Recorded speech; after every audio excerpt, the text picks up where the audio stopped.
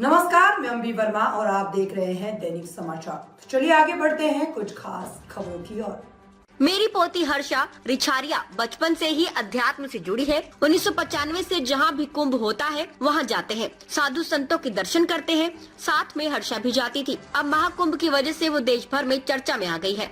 उस पर टिप्पणी की जा रही है जो गलत है। साधु संतों को ऐसा नहीं करना चाहिए। दीक्षा लेना गलत नहीं है।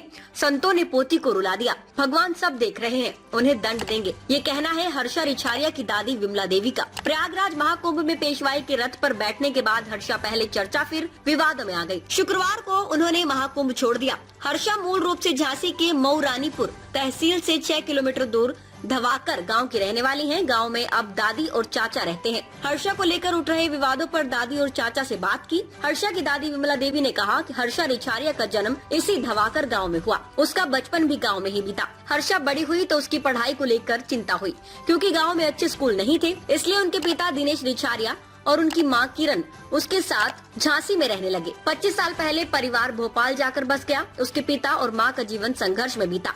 अब हर्षा और उनके माता पिता काफी समय से गांव नहीं आए। हर्षा जब छोटी थी तो उसे भगवान की आराधना ज्यादा पसंद थी। खेलते वक्त भी वो भगवान के साथ खेला करती थी। थोड़ी बड़ी हुई तो पूजा अर्चना करने लगी। हर्षा ही नहीं, पूरा परिवार अध्यात्म से जुड़ा हुआ है। दादी ने कहा, हमारा पूरा परिवार धार्मिक है, हम लोग पूजा पाठ करते हैं। कुंभ भी हम लोग जा रहे हैं। उज्जैन कुंभ भी गए। हर्षा जब छोटी थी तभी से हम लोगों के साथ जा रही थी। ऐसे में उसका अध्यात्म की ओर झुकाव होना नया नहीं है।